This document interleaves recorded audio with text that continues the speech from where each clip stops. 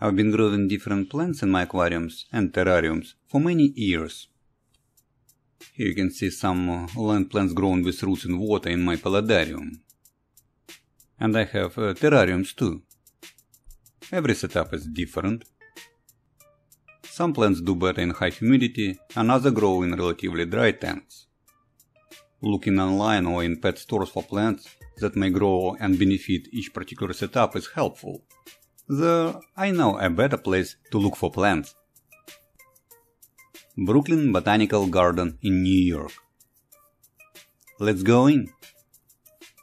Brooklyn Botanical Garden has enough outdoor space for a long day to explore.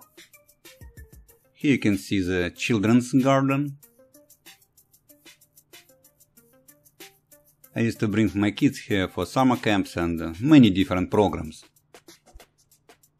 The next time around I should take my granddaughter here. Oh, kiwi!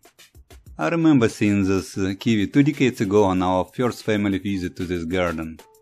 And here we are getting to the exhibitions I want to visit today. This one is a great place to visit to see plants growing in desert-like environment. Tropical and aquatic sections are on my today's list of must-visit places. Let's dive in the aquatic house first. I can feel the high humidity level right by the open door. All plants presented here are great candidates for my paludarium land section. Well, just have to be mindful about the size to make it fit in the paludarium. There are many plants hanging above. It could be interesting for my future setups.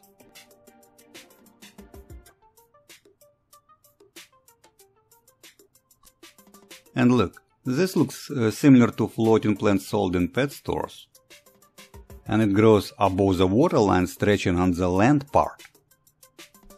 I have land mosses growing underwater, but they grow differently in high humidity. Bog-like display is probably the closest to my paludarium concept. Well, that seems as something red-spotted ifts may enjoy if I ever get them.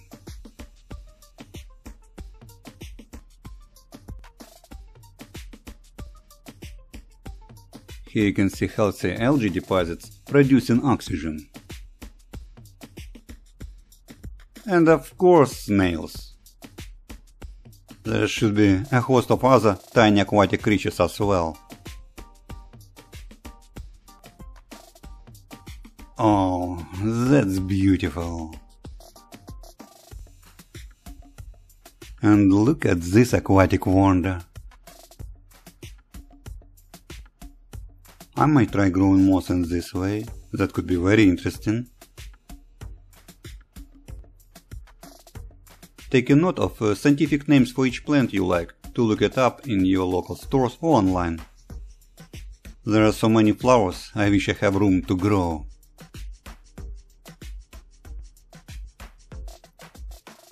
Some plants seems to have missing name tags. Well, you can find out more about all these plants talking to the garden keepers. Oh man, this feels like visiting some sacred place to me.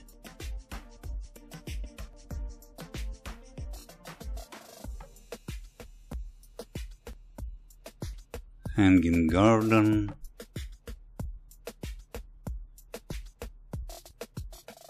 This plant also looks promising for my paludarium.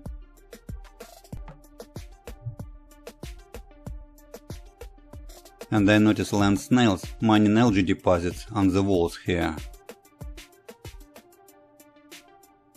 I use the iNaturalist app to identify the snails.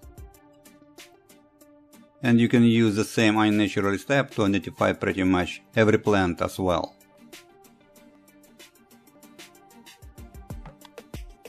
I like to make a short stop by the Bonsai section of the garden.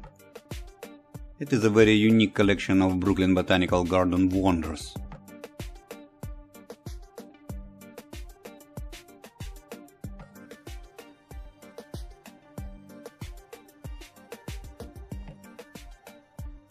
Every tiny tree here is many decades old and has history behind it. You really have to be here in person to see the tiny details.